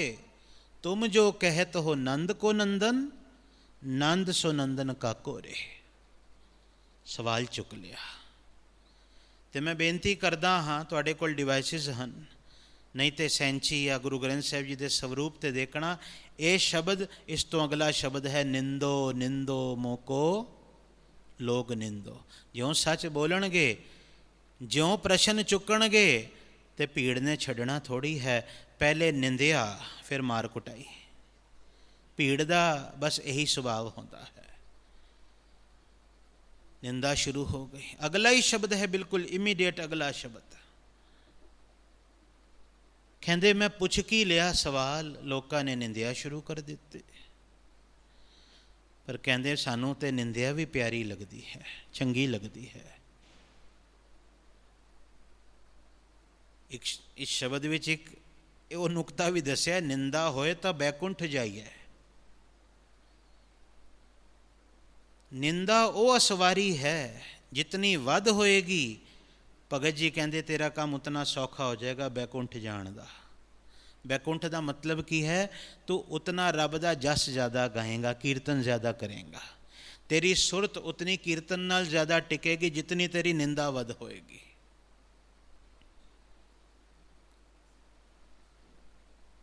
ਪਰ ਫਿਰ ਮਸਤ ਵੀ ਹੋ ਜਾਏ ਭਗਤ, ਮੰਨ ਲਓ ਉਸ ਕੀਰਤਨ ਵਿੱਚ, ਨਾਮ ਵਿੱਚ ਭੀੜ ਤਾਂ ਵੀ ਥੋੜ੍ਹੀ ਛੱਡਦੀ ਹੈ, ਸਮਾਜ ਨਹੀਂ ਛੱਡਦਾ। ਔਰ ਕਾਮਨਾਵਾਨ ਲੋਕ, ਉਹਨਾਂ ਤੋਂ ਬਚਣਾ ਬੜਾ ਔਖਾ ਹੈ। ਉਹ ਪੈ ਗਏ ਪਿੱਛੇ, ਮਜ਼ਹਬੀ ਸੋਚ ਵਾਲੇ ਪੈ ਗਏ ਪਿੱਛੇ, ਮਰਿਆਦਾ ਵਾਲੇ ਪੈ ਗਏ ਪਿੱਛੇ। ਇੱਕ ਵਾਰ ਸੰਗਲੀਆਂ ਨਾਲ ਬੰਨ੍ਹ ਕੇ ਗੰਗਾ ਵਿੱਚ ਸੁੱਟ ਦਿੱਤਾ ਹੈ। ਕਦੀ ਕੋਈ ਉਹਨਾਂ ਦੇ ਨਾਂ 'ਤੇ ਨਿਉਤੇ ਦੇ ਆਉਂਦਾ ਹੈ ਵੀ ਭਗਤ ਕਬੀਰ ਦੇ ਘਰ ਜਾਇਓ, ਕੱਲ੍ਹ ਉਹਨੇ ਸਾਰਿਆਂ ਨੂੰ ਬੁਲਾਇਆ, ਭਗਤ ਕਬੀਰ ਨੂੰ ਪਤਾ ਵੀ ਨਹੀਂ। ਉਹ ਗਏ ਹੋਏ ਹਨ ਸ਼ਹਿਰ ਤੋਂ ਬਾਹਰ। ਭਗਤ ਮਾਲ ਪੜ੍ਹਨਾ ਤੁਸੀਂ, ਭਗਤਾਂ ਦਾ ਜੀਵਨ ਉਹਨਾਂ ਵਿੱਚ ਜ਼ਿਕਰ ਮਿਲੇਗਾ ਤੁਹਾਨੂੰ। ਸ਼ਹਿਰ ਨਗਰ ਤੋਂ ਬਾਹਰ ਹਨ, ਪਿੱਛੇ ਭੀੜਾਂ ਲੱਗ ਗਈਆਂ ਘਰ ਵਿੱਚ। ਵਾਪਸ ਸ਼ਾਮ ਨੂੰ ਪਰਤ ਰਹੇ ਹਨ, ਜਿਹੜਾ ਨਿਕਲ ਰਿਹਾ ਉਹਨਾਂ ਦੇ ਘਰ ਵੱਲੋਂ, ਕਬੀਰ ਵਧੀਆ, ਕਬੀਰ ਦੀ ਜੈ ਜੈਕਾਰ, ਕਬੀਰ ਕਬੀਰ ਕਰ ਰਿਹਾ ਹੈ ਹਰ ਕੋਈ। ਪੁੱਛਦੇ ਵੀ ਇਹ ਕੀ ਹੋਇਆ? ਕਹਿੰਦੇ ਕਬੀਰ ਨੇ ਸਿਰਫ ਭੋਜਨ ਹੀ ਨਹੀਂ ਛਕਾਇਆ, ਨਾਲ ਪੈਸੇ ਵੀ ਦਿੱਤੇ ਹਨ। ਹੈਰਾਨ ਹੋ ਗਏ, ਸੋਚੀ ਪੈ ਗਏ ਵੀ ਇਹ ਸਭ ਕੁਝ ਕਿਵੇਂ ਹੋਇਆ। ਫਿਰ ਸੁਰਤ ਜੁੜੀ, ਅੰਦਰੋਂ ਬੋਲ ਨਿਕਲ ਗਏ, ਨਾ ਹਮ ਕੀਆ ਨਾ ਕरेंगे ना कर सकें शरीर, क्या जानो किच हर किया भयो कबीर कबीर। ਉਹਨੇ ਕੀਤਾ ਹੈ ਸਭ ਕੁਝ ਜੋ ਕਰਨਾ ਸੀ। ਜੰਜੀਰਾਂ ਨਾਲ ਬੰਨ੍ਹ ਕੇ ਗੰਗਾ ਵਿੱਚ ਸੁੱਟ ਦਿੰਦੇ ਹਨ। ਸ਼ਬਦ ਹੀ ਹੈ ਗੰਗ ਗੁਸਾਇਨ ਗਹਿਰ ਗੰਭੀਰ। ਕਹਿੰਦੇ ਤੇ ਗੁਸਾਇਨ ਹੈ, ਗੰਗਾ ਮਈਆ ਹੈ। ਇਹਨੂੰ ਤੁਸੀਂ ਮਾਂ ਕਰਕੇ ਪੂਜਦੇ ਹਾਂ, ਅਤੇ ਮੈਨੂੰ ਬੰਨ੍ਹ ਕੇ ਇਸੇ ਵਿੱਚ ਇਹਨਾਂ ਨੇ ਸੁੱਟ ਦਿੱਤਾ ਹੈ। ਜੰਜ਼ੀਰ ਬਾਂਧ ਕਰ ਖਰੇ ਕਬੀਰ, ਮਨ ਨਾ ਡਿਗੈ ਤਨ ਕਾਹੇ ਕੋ ਡਰਾਏ, ਚਰਨ ਕਮਲ ਚਿਤ ਰਹਿਓ ਸਮਾਏ। ਪਰ ਵਿਸ਼ਵਾਸ ਸੀ, ਦ੍ਰਿੜ ਨਿਸ਼ਚਾ ਸੀ, ਨਾਮ ਜਪਣ ਦੀ ਕਮਾਈ ਸੀ। ਗੰਗਾ ਕੀ ਲਹਿਰ ਮੇਰੀ ਟੁੱਟੀ, ਜੰਜ਼ੀਰ ਮ੍ਰਿਗ ਛਾਲਾ ਪਰ ਬੈਠੇ ਕਬੀਰ। ਐਸੀ ਲਹਿਰ ਆਈ ਗੰਗਾ ਦੀ। ਹੁਣ ਅਗਰ ਅਜ਼ਮਤ ਹੈ, ਸ਼ਕਤੀ ਹੈ, ਉਹਨੂੰ ਗੰਗਾ ਮਈਆ ਕਹਿ ਰਹੇ ਸਨ ਲੋਕ, ਦੇਵੀ ਮੰਨਿਆ ਗਿਆ ਹੈ ਨਾ, ਫਿਰ ਉਹ ਆਪਣੀ ਤਾਕਤ ਦਿਖਾਏਗੀ। ਕਹਿੰਦੇ ਤੁਸੀਂ ਲੱਖ ਯਤਨ ਕਰ ਲਓ ਮੈਨੂੰ ਡੋਬਣ ਦਾ, ਜੰਜੀਰਾਂ ਨਾਲ ਬੰਨ੍ਹ ਕੇ ਕਿ ਹੱਥ ਪੈਰ ਨਾ ਮਾਰ ਸਕੇ, ਪਰ ਜਿਸ ਵਿੱਚ ਡੁਬਾ ਰਹੇ ਹੋ ਉਹੀ ਮੈਨੂੰ ਡੋਬਣਾ ਨਹੀਂ ਚਾਹੁੰਦੀ, ਅਤੇ ਤੁਹਾਡੀ ਕੀ ਜ਼ਰੂਰਤ ਹੈ। ਬੜੀ ਇਕਾਗਰਤਾ ਨਾਲ ਸਮਝਣਾ। ਔਰ ਇਹ ਸਾਰੀਆਂ ਦਾਤਾਂ ਨਾਮ ਜਪਣ 'ਚੋਂ ਆਉਂਦੀਆਂ ਹਨ, ਨਾਮ ਜਪਣ ਤੋਂ ਬਾਅਦ ਆਉਂਦੀਆਂ ਹਨ।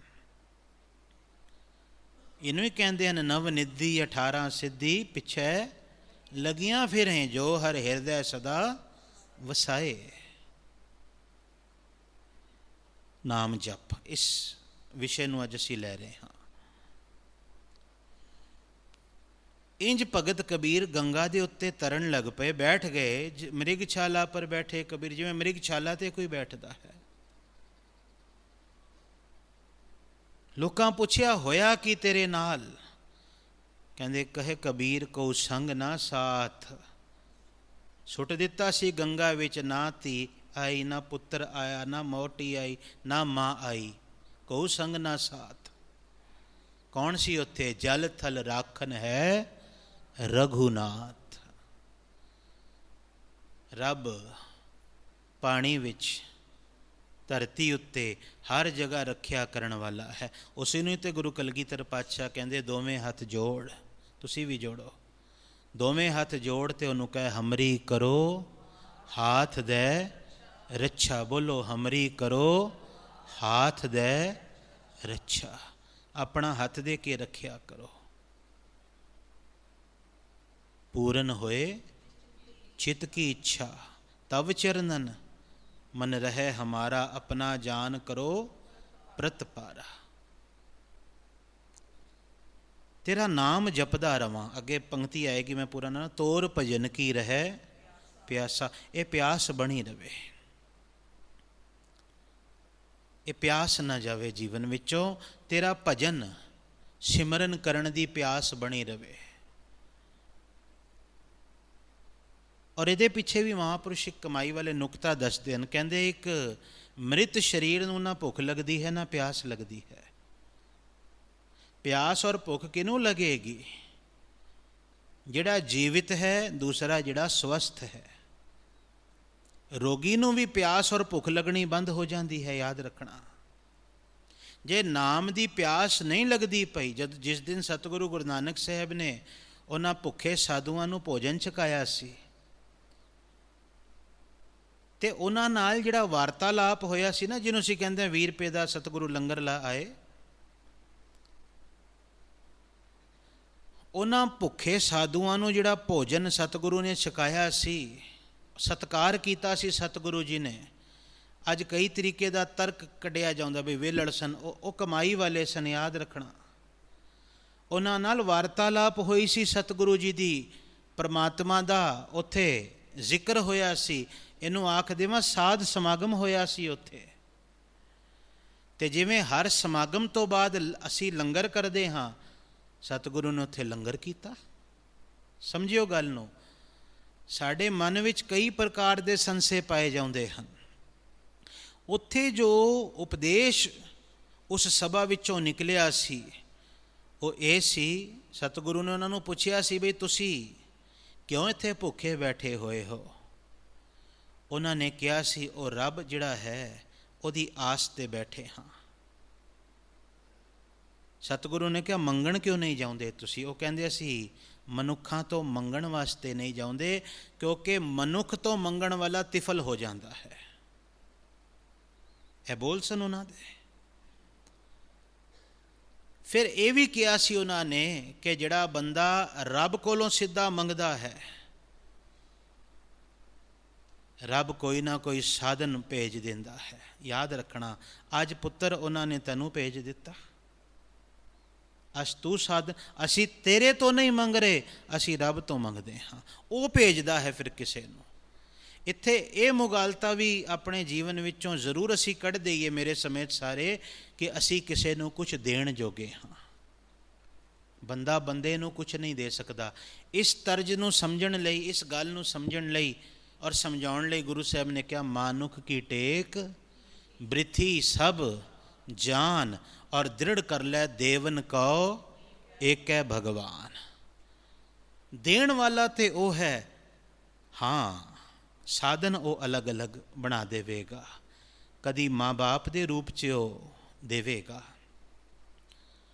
ਕਦੀ ਦੋਸਤਾਂ ਮਿੱਤਰਾਂ ਦੇ ਰੂਪ 'ਚ ਉਹ ਦੇਵੇਗਾ, ਇੱਥੋਂ ਤੱਕ ਕਦੀ ਸਤਸੰਗੀਆਂ ਦੇ ਰੂਪ 'ਚ ਹੀ ਉਹ ਆ ਜਾਏਗਾ, ਕਦੀ ਅਣਜਾਣਿਆਂ ਦੇ ਰੂਪ ਵਿੱਚ ਉਹ ਆ ਜਾਏਗਾ। ਇਹ ਵੀ ਸਮਝਣਾ, ਜਿਹਨੂੰ ਅਸੀਂ ਕਦੀ ਨਹੀਂ ਜਾਣਦੇ ਸਾਂ, ਕਈ ਵਾਰ ਬੰਦੇ ਦੀ ਮਦਦ ਐਸੇ ਲੋਕ ਕਰ ਜਾਂਦੇ ਹਨ ਜਿਨ੍ਹਾਂ ਨੂੰ ਕਦੀ ਜਾਣਦਾ ਹੀ ਨਹੀਂ। ਤੇ ਬਾਣੀ ਸਾਨੂੰ ਕਹਿੰਦੀ ਹੈ ਜਾਣ, ਸ਼ਨਾਖਤ ਕਰ ਉਸ ਕਰਤੇ ਦੀ, ਕਿ ਸਾਰਿਆਂ ਦੇ ਵਿੱਚ ਉਹ ਹੈ ਦੇਵਨ ਕਉ ਏਕੈ ਭਗਵਾਨ। ਉੱਥੇ ਇਹ ਗੱਲ ਹੋਈ। ਸਤਿਗੁਰੂ ਨੇ ਉੱਥੇ ਲੰਗਰ ਲਾ ਦਿੱਤਾ, ਸਮਾਗਮ ਸੀ ਉੱਥੇ, ਸਾਧ ਸਮਾਗਮ। ਸਮਝਣਾ ਗੱਲ ਨੂੰ।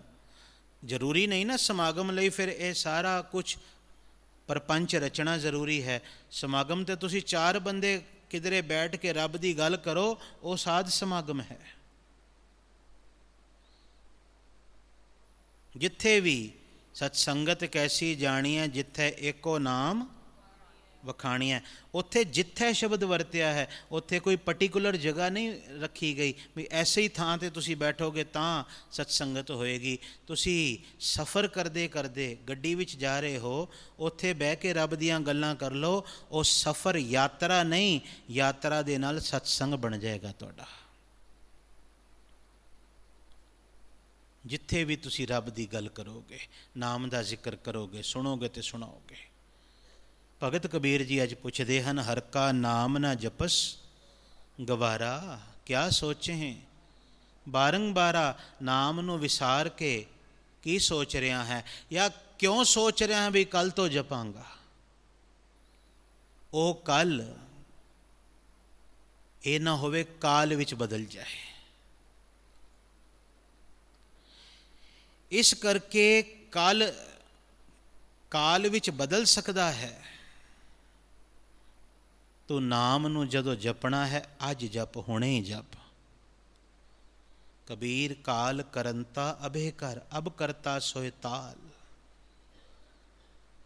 ਜਿਸ ਨਾਮ ਨੂੰ ਜਪਣ ਬਾਰੇ ਤੂੰ ਕੱਲ੍ਹ ਤੇ ਟਾਲ ਰਿਹਾ ਹੈ, ਉਹਨੂੰ ਹੁਣੇ ਕਰ, ਐਸੇ ਮੂਮੈਂਟ 'ਚ ਕਰ ਲੈ। ਤੇ ਸਿਮਰਨ ਕੀ ਹੈ? ਰੱਬ ਨੂੰ ਭੁੱਲਣਾ ਨਾ, ਬਸ ਸਿੱਧੀ ਜਿਹੀ ਗੱਲ ਹੈ। ਤੁਹਾਨੂੰ ਵਸਤਰ ਮਿਲਿਆ ਹੈ, ਤੁਸੀਂ ਰੱਬ ਨੂੰ ਯਾਦ ਕਰੋ, ਇਹ ਤੁਹਾਡਾ ਸਿਮਰਨ ਹੈ। ਤੁਹਾਨੂੰ ਭੋਜਨ ਮਿਲਿਆ, ਤੁਸੀਂ ਰੱਬ ਨੂੰ ਯਾਦ ਕਰੋ, ਤੁਹਾਡਾ ਸਿਮਰਨ ਹੈ। ਮੈਂ ਬੇਨਤੀ ਕਰਾਂ, ਤੁਹਾਨੂੰ ਸਵਾਸ ਮਿਲਿਆ ਹੈ, ਹਰ ਸਵਾਸ ਨਵਾਂ ਹੈ ਨਾ ਜੀ। ਇਹ 1 ਘੰਟੇ ਬਾਅਦ ਅਗਰ ਜ਼ਿੰਦਗੀ ਰਹੀ, ਅਸੀਂ ਜਿਤਨੇ ਸਵਾਸ ਲਵਾਂਗੇ ਕੀ ਕਦੀ ਪਹਿਲੇ ਲਏ ਹਨ ਅਸਾਂ ਨੇ?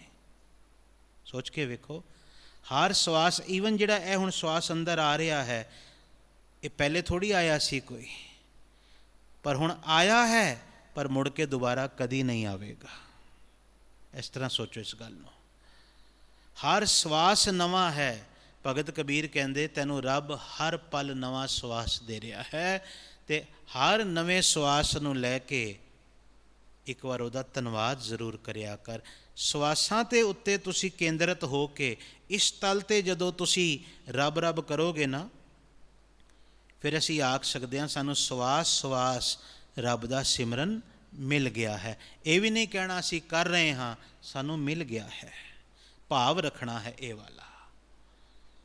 ਭਗਤ ਜੀ ਕਹਿੰਦੇ, ਹਰ ਕਾ ਨਾਮ ਨਾ ਜਪਸ ਗਵਾਰਾ, ਕਿਆ ਸੋਚੇਂ ਬਾਰੰਬਾਰਾ। ਵਾਰ ਵਾਰ ਕੀ ਸੋਚ ਰਿਹਾ ਹੈ ਵੀ ਬੁਢੇਪੇ 'ਚ ਜਪਾਂਗੇ? ਉਹ ਨਹੀਂ ਜਪ ਪਾਏਗਾ। ਨੈਨੋ ਨੀਰ ਬਹਿ ਤਨਖੀਨਾ ਭਏ ਕੇਸ ਦੁੱਧਵਾਨੀ। ਉਸ ਵੇਲੇ ਤੇ ਰੂੜਦਾ ਕੰਠ ਸ਼ਬਦ ਨਹੀਂ ਉਚਰੇ। ਅਬ ਕਿਆ ਕरें ਪਰਾਨੀ, ਦੱਸ ਕੀ ਕਰ ਪਾਏਗਾ, ਕਿਵੇਂ ਜਪੇਂਗਾ? ਇਸ ਲਈ ਅੱਜ ਜਪ, ਹੁਣੇ ਜਪ, ਇਸੇ ਮੂਮੈਂਟ 'ਚ ਜਪ। ਔਰ ਜਪਣਾ ਕੀ ਹੈ? ਉਹਨੂੰ ਭੁੱਲਣਾ ਨਾ। ਜੇ ਪ੍ਰਸਾਦ ਛੱਤੀ ਅੰਮ੍ਰਿਤ ਖਾਹੇ, ਇਹ ਵਾਲਾ ਸਾਰਾ ਤੁਸੀਂ ਪਦਾ ਪੜ੍ਹ ਲੈਣਾ। ਇਹਦੇ ਵਿੱਚੋਂ ਤੁਹਾਨੂੰ ਸਿਮਰਨ ਦੀ ਜੁਗਤੀ ਮਿਲ ਜਾਏਗੀ ਕਿ ਸਿਮਰਨ ਅਸਲ ਵਿੱਚ ਸ਼ੁਕਰਾਨਾ ਹੀ ਹੈ। ਉਹਦੀ ਯਾਦ ਨੂੰ ਬਰਕਰਾਰ ਰੱਖਣਾ ਹੈ। ਆਪਣੇ ਪੈਰ 'ਤੇ ਅਸੀਂ ਤੁਰਦੇ ਪਏ ਹਾਂ, ਇੱਕ ਇੱਕ ਕਦਮ ਪੁੱਟੋ, ਤੁਸੀਂ ਬਸ ਸੁਰਤ ਰੱਖੋ ਕਿ ਵਾਹਿਗੁਰੂ ਤੂੰ ਮੈਨੂੰ ਚਲਾ ਰਿਹਾ ਹੈ, ਮੈਂ ਨਹੀਂ ਚੱਲ ਰਿਹਾ, ਤੂੰ ਮੈਨੂੰ ਚਲਾ ਰਿਹਾ ਹੈ। ਇਹ ਚੱਲਣਾ ਹੀ ਤੁਹਾਡਾ ਸਿਮਰਨ ਬਣ ਜਾਏਗਾ, ਭਜਨ ਬਣ ਜਾਏਗਾ। ਸੁਰਤ ਨੂੰ ਟਿਕਾਉਣਾ ਰੱਬ ਵਿੱਚ, ਸੁਰਤ ਨੂੰ ਜੋੜਨਾ ਰੱਬ ਨਾਲ, ਇਹੀ ਸਿਮਰਨ ਹੈ। ਫਿਰ ਇੱਕ ਸਮਾਂ ਆ ਜਾਂਦਾ ਹੈ ਕਿ ਸੁਰਤ ਐਸੀ ਜੁੜਦੀ ਹੈ ਕਿ ਗੰਗਾ ਵਿੱਚ ਸੁੱਟ ਦਿੱਤਾ, ਹਾਥੀ ਅੱਗੇ ਸੁੱਟ ਦਿੱਤਾ, ਉਹ ਸੁਰਤ ਟੁੱਟਦੀ ਨਹੀਂ। ਅਤੇ ਐਸੀ ਜੁੜੀ ਹੋਈ ਸੁਰਤ ਦੀ ਰੱਖਿਆ ਰੱਬ ਆਪ ਕਰਦਾ ਹੈ। ਮੈਂ ਬਹੁਤ ਸਤਿਗੁਰੂ ਦੇ ਭਰੋਸੇ 'ਤੇ ਗੱਲ ਕਹਿ ਰਿਹਾ ਹਾਂ। ਐਸੀ ਜੁੜੀ ਹੋਈ ਸੁਰਤ ਦੀ ਰੱਖਿਆ ਰੱਬ ਆਪ ਕਰਦਾ ਹੈ। ਫਿਰ ਇਹ ਰੱਬ ਦੀ ਜ਼ਿੰਮੇਵਾਰੀ ਹੈ ਕਿ ਉਹ ਸੁਰਤ ਟੁੱਟੇ ਨਾ। ਉਹਦੀ ਰੱਖਿਆ ਵਾਸਤੇ ਫਿਰ ਰੱਬ ਆਪ ਸਾਰਾ ਇੰਤਜ਼ਾਮ ਕਰ ਦਿੰਦਾ ਹੈ। ਜਿਹਨੂੰ ਸਤਿਗੁਰੂ ਨੇ ਹੁਣੇ ਅਸੀਂ ਬੇਨਤੀ ਕੀਤੀ, ਹਮਰੀ ਕਰੋ ਹਾਥ ਦੇ ਰੱਛਾ। ਇਹ ਸਿਰਫ ਸਰੀਰ ਦੀ ਰੱਖਿਆ ਨਹੀਂ ਹੈ, ਕਿਉਂਕਿ ਅਸੀਂ ਆਪਣੇ ਆਪ ਨੂੰ ਸਰੀਰ ਤੱਕ ਸੀਮਿਤ ਮੰਨ ਕੇ ਅਗਰ ਬੈਠੇ ਹਾਂ, ਤੇ ਹਮ ਦੀ ਪਰਿਭਾਸ਼ਾ ਮੈਂ ਤੇ ਮੇਰਾ ਪਰਿਵਾਰ ਹੋਏਗਾ ਬਸ। ਪਰ ਹਮਰੀ ਦਾ ਅਰਥ ਹੈ ਮੇਰੇ ਆਤਮਿਕ ਜੀਵਨ ਦੀ, ਮੇਰੇ ਜੀਵਾਤਮਾ ਦੀ, ਮੇਰੇ ਸਿਮਰਨ ਦੀ, ਮੇਰੀ ਸੁਰਤ ਦੀ ਰੱਖਿਆ, ਮੇਰੇ ਕਿਰਦਾਰ ਦੀ ਰੱਖਿਆ, ਮੇਰੇ ਵਿਚਾਰ ਦੀ ਰੱਖਿਆ, ਇਹ ਤੁਸੀਂ ਆਪ ਕਰਨੀ ਹੈ। ਧਰਮ ਗ੍ਰੰਥਾਂ ਦਾ ਨਿਰਮਾਣ ਇਸ ਕਰਕੇ ਹੋਇਆ ਸੀ ਕਿ ਧਰਮ ਗ੍ਰੰਥ ਜੁੜੇ ਹੋਏ ਸਨ, ਜਿਹੜੇ ਉਹਨਾਂ ਨੇ ਜੋੜਨ ਵਾਸਤੇ ਉਚਾਰੇ। ਲੋਕਾਂ ਨੇ 2 ਰੂਪਾਂ ਵਿੱਚ ਧਰਮ ਗ੍ਰੰਥਾਂ ਦੀ ਵਰਤੋਂ ਕੀਤੀ। ਇੱਕ ਤੇ ਸਿਰਫ ਪਠਨ ਤੱਕ, ਪਾਠ ਤੱਕ ਉਹਨੂੰ ਰੱਖ ਲਿਆ, ਔਰ ਖਿਮਾ ਕਰਨਾ, ਉਹਦੇ ਵਿੱਚ ਵੀ ਉਹ ਸਵਾਰਥ ਲੈ ਆਏ, ਕਾਮਨਾ ਲੈ ਆਏ, ਔਰ ਉਸ ਪਠਨ ਨੂੰ ਵਪਾਰ ਬਣਾ ਦਿੱਤਾ। ਦੂਸਰਾ, ਹੰਕਾਰ ਨਾਲ ਜੋੜ ਕੇ ਧਰਮ ਗ੍ਰੰਥਾਂ ਨੂੰ ਰੱਖ ਦਿੱਤਾ ਗਿਆ ਵੀ ਕਿਹਨੂੰ ਕਿਤਨੇ ਜ਼ਿਆਦਾ ਧਰਮ ਗ੍ਰੰਥ ਕੰਠ ਹਨ, ਕਿਹਨੂੰ ਇਹਨਾਂ ਦਾ ਕਿਤਨਾ ਗਿਆਨ ਹੈ। ਦੋਨੋਂ ਅਟਕ ਗਏ। ਭਗਤ ਨਿਕਲ ਜਾਂਦਾ ਹੈ ਬਾਹਰ, ਉਹ ਸਿਰਫ ਪੜ੍ਹਨ ਤੱਕ ਕਾਮਨਾਵਾਸ ਹੋ ਕੇ, ਜਾਂ ਫਿਰ ਹੰਕਾਰ ਵਸ ਹੋ ਕੇ ਸਿਰਫ ਕਥਨ ਤੱਕ, ਗਿਆਨ ਦੇ ਮੁਜ਼ਾਹਰੇ ਕਰਨ ਤੱਕ ਨਹੀਂ ਰਹਿੰਦਾ। ਉਹ ਧਰਮ ਗ੍ਰੰਥ ਨੂੰ ਪ੍ਰਭੂ ਪ੍ਰਾਪਤੀ ਵਾਸਤੇ ਆਪਣੇ ਜੀਵਨ ਦੀ ਓਟ ਬਣਾਉਂਦਾ ਹੈ, ਸਹਾਰਾ ਬਣਾਉਂਦਾ ਹੈ, ਪ੍ਰਕਾਸ਼ ਬਣਾ ਲੈਂਦਾ ਹੈ। ਅਸੀਂ ਕਹਿੰਦੇ ਨਾ ਗੁਰੂ ਗ੍ਰੰਥ ਸਾਹਿਬ ਜੀ ਦਾ ਪ੍ਰਕਾਸ਼ ਹੋਇਆ ਹੈ। ਤੇ ਬਸ ਇਸ ਇਤਨੇ ਜੇ ਵਾਕ ਤੋਂ ਆਪਣੇ ਆਪ ਨੂੰ ਇੱਕ ਸਵਾਲ ਪੁੱਛਣਾ ਕਿ ਗੁਰੂ ਗ੍ਰੰਥ ਸਾਹਿਬ ਜੀ ਦੇ ਪ੍ਰਕਾਸ਼ ਤੋਂ ਬਾਅਦ ਮੈਨੂੰ ਕਿਤਨਾ ਪ੍ਰਕਾਸ਼ ਮਿਲਿਆ। ਗੁਰੂ ਗ੍ਰੰਥ ਸਾਹਿਬ ਜੀ ਦਾ ਪ੍ਰਕਾਸ਼ ਹੈ ਔਰ ਮੈਂ ਹਨੇਰੇ ਦੇ ਵਿੱਚ ਹਾਂ, ਇਹਦਾ ਮਤਲਬ ਮੈਂ ਆਪਣੇ ਘਰ ਦੇ ਚਾਰੇ ਪਾਸੇ ਪਰਦੇ ਕੀਤੇ ਹੋਏ ਹਨ। ਅਗਿਆਨਤਾ ਦਾ, ਮੋਹ ਦਾ, ਹੰਕਾਰ ਦਾ, ਸਵਾਰਥ ਦਾ, ਇਹ ਪਰਦਿਆਂ ਵਿੱਚ ਮੈਂ ਜੀ ਰਿਹਾ ਹਾਂ। ਅਤੇ ਇਹਨਾਂ ਨੂੰ ਜਦ ਤੱਕ ਹਟਾਵਾਂਗਾ ਨਹੀਂ, ਉਹ ਪ੍ਰਕਾਸ਼ ਮੇਰੇ ਤੱਕ ਨਹੀਂ ਆਵੇਗਾ। ਭਗਤ ਜੀ ਕਹਿੰਦੇ, ਹਰ ਕਾ ਨਾਮ ਨਾ ਜਪਸ ਗਵਾਰਾ, ਕਿਆ ਸੋਚੇ ਬਾਰੰਬਾਰਾ ਰਹਾਓ। ਅੰਧਿਆਰੇ ਦੀਪਕ ਚਾਹੀਏ। ਹਨੇਰੇ ਵਿੱਚ ਹਨੇਰੇ ਨੂੰ ਦੂਰ ਕਰਨ ਲਈ, ਹਨੇਰੇ ਦੇ ਦੁੱਖ ਤੋਂ ਬਚਣ ਲਈ ਦੀਵੇ ਦੀ ਲੋੜ ਹੈ। ਔਰ ਦੀਵਾ ਜਗਦਾ ਹੋਵੇ, ਬੁਝਿਆ ਹੋਇਆ ਨਹੀਂ। ਬੁਝੇ ਹੋਏ ਹੁਣ ਤੁਸੀਂ 1-2 ਦਿਨਾਂ ਤੱਕ ਵੇਖੋਗੇ ਚਾਰੇ ਪਾਸੇ ਦੀਵੇ ਹੀ ਦੀਵੇ ਦਿਸਣਗੇ ਤੁਹਾਨੂੰ। ਔਰ ਦੀਵੇ ਦਾ ਇੱਕ ਸਿਧਾਂਤ ਹੈ, ਦੀਵਾ ਬਲੇ ਅੰਧੇਰਾ ਜਾਏ। ਦੀਵਾ ਜਗਦਾ ਹੈ ਤੇ ਹਨੇਰਾ ਖਤਮ ਹੋ ਜਾਂਦਾ ਹੈ। ਪਰ ਜਗਿਆ ਹੋਇਆ ਦੀਵਾ ਹਨੇਰੇ ਨੂੰ ਮਾਰ ਸਕਦਾ ਹੈ, ਬੁਝਿਆ ਹੋਇਆ ਤੇ ਆਪ ਹਨੇਰੇ ਵਿੱਚ ਡੁੱਬ ਜਾਏਗਾ। ਭਗਤ ਜੀ ਕਹਿੰਦੇ, ਇੱਕ ਬਸਤ ਅਗੋਚਰ ਲਹੀਐ। ਹਨੇਰੇ ਵਿੱਚ ਇਸ ਕਰਕੇ ਦੀਵੇ ਦੀ ਲੋੜ ਹੈ ਤਾਂ ਕਿ ਅੰਦਰੋਂ ਉਹ ਅਗੋਚਰ ਵਸਤੂ ਜਿਹੜੀ ਇੰਦਰੀਆਂ ਦੀ ਪਕੜ ਵਿੱਚ ਨਹੀਂ ਆਉਣ ਵਾਲੀ, ਪ੍ਰਭੂ ਨਾਮ, ਪਰਮਾਤਮਾ ਨਾਮ ਰੂਪੀ ਪਦਾਰਥ, ਉਹਦੇ ਗੁਣ, ਉਹਦਾ ਸਦੀਵੀ ਸਿਮਰਨ, ਉਹਦੀ ਰਜ਼ਾ, ਇਹ ਮਿਲ ਜਾਵੇ। ਇਸ ਲਈ ਸਾਨੂੰ ਦੀਵੇ ਦੀ ਲੋੜ ਹੈ। ਬਸਤ ਅਗੋਚਰ ਭਾਈ, ਜਿਸਨੇ ਸਿਮਰਨ ਕਰ ਕਰਕੇ, ਜਪ ਜਪ ਕੇ ਅੰਦਰ ਦੀਵਾ ਬਾਲ ਲਿਆ। ਜਪਦੇ ਜਪਦੇ ਇੱਕ ਦਿਨ ਦੀਵਾ ਜਗ ਜਾਏਗਾ ਔਰ ਦੀਵਾ ਜਗੇਗਾ, ਹਨੇਰਾ ਦੂਰ ਹੋਏਗਾ, ਅਗੋਚਰ ਵਸਤੂ ਦੀ ਪ੍ਰਾਪਤੀ ਹੋ ਜਾਏਗੀ। ਭਗਤ ਜੀ ਕਹਿੰਦੇ, ਘਟ ਦੀਪਕ ਰਹਿਆ ਸਮਾਈ। ਉਹ ਦੀਵਾ ਫਿਰ ਅੰਦਰ ਸਦਾ ਜਗਦਾ ਰਹੇਗਾ, ਕਦੀ ਬੁੱਝੇਗਾ ਨਹੀਂ। ਜਿਤਨੀਆਂ ਮਰਜ਼ੀ ਹਨੇਰੀਆਂ ਚੱਲ ਜਾਣ ਪਰਿਸਥਿਤੀਆਂ ਦੀਆਂ ਬਾਹਰ, ਅੰਦਰ ਉਹ ਜਗਦਾ ਹੋਇਆ ਦੀਵਾ ਕਦੀ ਬੁੱਝੇਗਾ ਨਹੀਂ। ਕਹੇ ਕਬੀਰ ਅਬ ਜਾਣਿਆ। ਕਬੀਰ ਜੀ ਕਹਿੰਦੇ ਹਨ, ਹੁਣ ਇਸ ਪ੍ਰਕਾਸ਼ ਕਾਰਨ ਮੈਂ ਰੱਬ ਨੂੰ ਜਾਣ ਲਿਆ ਹੈ। ਮੇਰੀ ਰੱਬ ਨਾਲ, ਰੱਬ ਦੇ ਨਾਮ ਨਾਲ ਡੂੰਘੀ ਸਾਂਝ ਪੈ ਗਈ ਹੈ। ਪਤਾ ਲੱਗ ਗਿਆ ਹੈ ਤਤ ਵਸਤੂ ਕੀ ਹੈ, ਅਸਲੀਅਤ ਕੀ ਹੈ। ਜਬ ਜਾਣਿਆ ਤਉ ਮਨ ਮਾਨਿਆ। ਬੰਦਾ ਜਦੋਂ ਕਿਸੇ ਨੂੰ ਚੰਗੀ ਤਰ੍ਹਾਂ ਜਾਣੇ ਨਾ, ਫਿਰ ਉਹਦੇ ਬਾਰੇ ਕੋਈ ਗੱਲ ਮੰਨਦਾ ਹੈ। ਹਾਂ ਬਈ ਇਸ ਤਰ੍ਹਾਂ ਹੈ। ਕਹਿੰਦੇ ਮੈਂ ਰੱਬ ਨੂੰ ਜਦੋਂ ਜਾਣਿਆ ਹੈ, ਹੁਣ ਮੇਰਾ ਮਨ ਮੰਨ ਗਿਆ ਹੈ, ਮੇਰਾ ਮਨ ਪਤੀਜ ਗਿਆ ਹੈ ਵੀ ਹਾਂ ਰੱਬ ਹੈ, ਅਸਲੀ ਹੈ ਉਹ, ਐਵੇਂ ਨਹੀਂ ਕਿ ਉਹ ਮਿੱਥ ਹੈ ਕਿਧਰੇ। ਉਹਦੇ ਉੱਤੇ ਪੂਰਾ ਯਕੀਨ ਆ ਗਿਆ ਹੈ, ਭਰੋਸਾ ਆ ਗਿਆ ਹੈ ਉਹਦੀ ਤਾਕਤ ਦੇ ਉੱਤੇ, ਉਹਦੇ ਤਾਣ ਉੱਤੇ, ਉਹਦੀ ਕਿਰਪਾ ਉੱਤੇ, ਉਹਦੀ ਰਹਿਮਤ ਉੱਤੇ ਪੂਰਾ ਭਰੋਸਾ ਆ ਗਿਆ ਹੈ। ਭਗਤ ਜੀ ਕਹਿੰਦੇ ਮੇਰਾ ਮਨ ਤੇ ਮੰਨਿਆ ਗਿਆ, ਪਰ ਮਨ ਮਾਨੇ ਲੋਗ ਨਾ ਪਤੀਜੈ। ਮੇਰਾ ਮਨ ਮੰਨਿਆ ਗਿਆ, ਭਰੋਸਾ ਆ ਗਿਆ, ਦਾਤ ਮਿਲ ਗਈ, ਪਰ ਕਰਮਕਾਂਡੀ ਲੋਕ ਜਿਹੜੇ ਸਿਰਫ ਰਸਮੀ ਔਰ ਰਿਵਾਜ਼ੀ ਪਾਠ ਕਰਦੇ ਹਨ, ਕਹਿੰਦੇ ਉਹਨਾਂ ਦੀ ਤਸੱਲੀ ਕਿੱਥੇ ਹੁੰਦੀ ਹੈ। ਉਹਨਾਂ ਨੂੰ ਤੇ ਜਦ ਤੱਕ ਉਹੀ ਉਹਨਾਂ ਦੇ ਕਰਮਕਾਂਡ ਨਾ ਦੁਹਰਾਓ, ਉਹ ਗਿਣਤੀਆਂ ਨਾ ਪੂਰੀਆਂ ਕਰ ਲੈਣ, ਉਹ ਰਸਮਾਂ ਨਾ ਨਿਭਾ ਲੈਣ, ਉਹ ਸੋਚਦੇ ਧਰਮ ਹੈ ਹੀ ਨਹੀਂ ਹੈ। ਧਰਮ ਨੂੰ ਸਿਰਫ ਕਰਮ ਸਮਝਣ ਵਾਲੇ ਜਿਹੜੇ ਲੋਕ ਹਨ, ਉਹਨਾਂ ਬਾਰੇ ਕਹਿੰਦੇ ਹਨ ਮਨ ਮਾਨੇ ਲੋਗ ਨਾ ਪਤੀਜੈ। ਹੁਣ ਕੀ ਭਗਤ ਉੱਥੇ ਖਲੋ ਜਾਏਗਾ ਵੀ ਆਓ ਸਾਰੇ, ਮੈਂ ਦੱਸਦਾ ਹਾਂ, ਮੈਂ ਸਬੂਤ ਦਿੰਦਾ ਹਾਂ, ਭਗਤ ਇਹਨਾਂ ਚੱਕਰਾਂ 'ਚ ਨਹੀਂ ਪੈਂਦਾ। ਨਾ ਪਤੀਜੈ ਤਾਓ ਕਿਆ ਕੀਜੈ। ਕਹਿੰਦੇ ਨਹੀਂ ਮੰਨਦੇ ਪਏ, ਨਾ ਮੰਨਣ, ਅਸੀਂ ਅੱਗੇ ਤੁਰਨਾ ਹੈ। ਜਿਹੜਾ ਆ ਗਿਆ ਨਾਲ, ਸਾਡੇ ਵੱਡੇ ਕਹਿੰਦੇ ਸੀ ਨਾ ਵਾਹ ਭਲਾ, ਇੰਝ ਕਹਿੰਦੇ ਸਨ, ਜਿਹੜਾ ਆ ਗਿਆ ਨਾਲ ਠੀਕ ਹੈ, ਨਹੀਂ ਆਇਆ ਭਗਤ ਆਪਣੀ ਯਾਤਰਾ ਨਹੀਂ ਛੱਡਦਾ, ਉਹ ਅੱਗੇ ਗਾਉਂਦਾ ਰਹਿੰਦਾ ਹੈ। ਉਹ ਬਸ ਇਤਨਾ ਆਖਦਾ ਹੈ, ਕੋ ਬਨਜਾਰੋ ਰਾਮ ਕੋ ਮੇਰਾ ਟਾਂਡਾ ਲਾਦਿਆ ਜਾਏ ਰੇ। ਇਹ ਚੱਲਿਆ ਹਾਂ ਮੈਂ, ਜਿਹੜਾ ਹੈ ਕੋਈ ਉਹ ਨਾਲ ਰਲ ਜਾਵੇ।